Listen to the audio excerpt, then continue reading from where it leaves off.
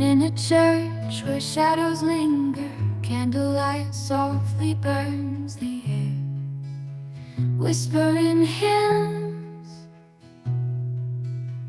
The wind still fingers stories held by pews so bare.